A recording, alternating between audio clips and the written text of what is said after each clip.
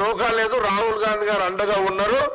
అందుకే రాహుల్ గాంధీ గారు ప్రధానమంత్రి అయితే, ప్రధానమంత్రి చేస్తే ఇంకా ఇంకా ఫుల్ సెక్యూరిటీ ఉంటుంది ఎస్సీ ఎస్టీ బీసీలకు, మైనార్టీలకు అనేది కాంగ్రెస్ పార్టీ చాలా స్పష్టంగా ఇటు తెలంగాణ ప్రజలకు, ఆంధ్రప్రదేశ్ ప్రజలకు, భారతదేశ ప్రజలకు స్పష్టంగా తెలియజేస్తున్నాం.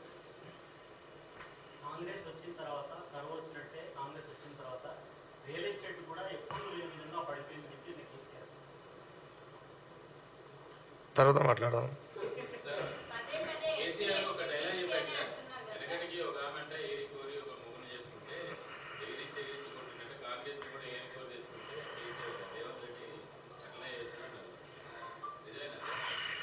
అంటే ఆయనకు ఏరుకోరి తండ్రించుకుని ఎందుకు వస్తుంది, అది ఎందుకు వచ్చిందంటే 9 ఏళ్ళు కేసీఆర్ పరిపాలన అట్లుండే. ఆయన పరిపాలన 9 ఏళ్ళు. ఇప్పుడు ఏదో ఏరుకోరి కేసీఆర్ తెలంగాణ ప్రజలు ముఖ్యమంత్రిని చేస్తే తెలంగాణ ప్రజలకు బాధపడే విధంగా, ఇబ్బందులు ఎదుర్కొనే విధంగా ఆయన ప్రవర్తన అట్లుండే. కింగ్ లేదు, బొంగు లేదు అన్నాం కదా. కింగ్ ఎవరు? కింగ్ కాంగ్రెసే. కింగ్ కాంగ్రెస్. కేసీఆర్ది చెప్తే కదా, అందుకే కింగు లేదు, బొంగు లేదు. కేసీఆర్ గారు ఇవన్నీ బంద్ చేసేయాలి. ఆయనకు ఇది ఏమైతే అది ఏమంటారు, మేకపోతు గాంభీర్యం. అంటే ఇప్పుడు అసలు ఆయన అది చూపెట్టకపోతే, మేకపోతు గాంభీర్యం చూపెట్టకపోతే ఆయన ఉనికి పోయిందిగా. ఆల్రెడీ 90% ఉనికి పోయింది. ఇక 10% కూడా పోవద్దు అని ఆ మేకపోతు గాంభీర్యాన్ని ఆ రకంగా ప్రజల మధ్యలో కనబడుతున్నది మనం చాలా స్పష్టంగా చూస్తున్నాం అంతా కూడా.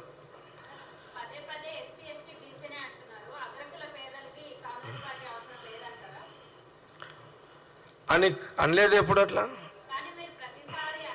మా ఎస్సీ ఎస్టీ బీసీలు వీళ్ళందరూ కూడా ఆర్థికంగా పూర్తిగా వెనుకబడ్డోళ్ళు కాబట్టి ఆ రాజ్యాంగాన్ని వచ్చింది. అది కంటిన్యూ చేస్తూ ఓసీలలో కూడా ఎవరైతే ఆర్థికంగా వెనుకబడి ఉన్నారో వాళ్ళని కూడా ఆర్థికాభివృద్ధి, వాళ్ళకు ఉద్యోగరీత్యా కూడా భద్రత కల్పించే ప్రక్రియ కూడా మన దగ్గర తీసుకురావడం జరుగుతుంది. ఉందా మరి?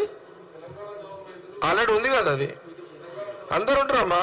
రెడ్డిల గరీబ్ వాళ్ళు ఉంటారు, కోమటోళ్ళ దాంట్లో గరీబ్ వాళ్ళు ఉంటారు, బాపనోళ్ళ దాంట్లో ఉంటారు, దొరల దాంట్లో, వెలుమ దాంట్లో ఉంటారు. ఆ ఈబీసీ అంటే అదే కదా, అన్ని తెచ్చింది కాంగ్రెసే కదా. ఎకనామికల్ బ్లాక్ అదే కదా.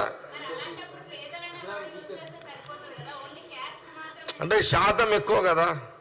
ఫార్వర్డ్ క్లాస్ శాతం ఏమో తక్కువ ఉంటుంది, ఎస్సీ ఎస్టీ బీసీ మైనార్టీలు ఎక్కువ ఉంటుంది.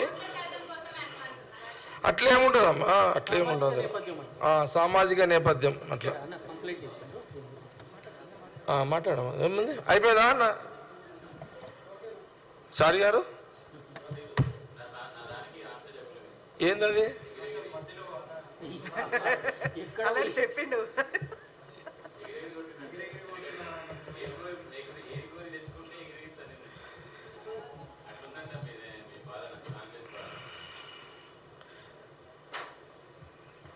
సార్ నేను ఇప్పుడు మళ్ళీ మాట్లాడతా ప్రెస్లో, అప్పటిదాకా శోభ గారు మాట్లాడుతుంది కదా. నేను ఇప్పుడు మీరు అడిగిన ప్రశ్నకు జవాబు చెప్తా. Please continue press meet.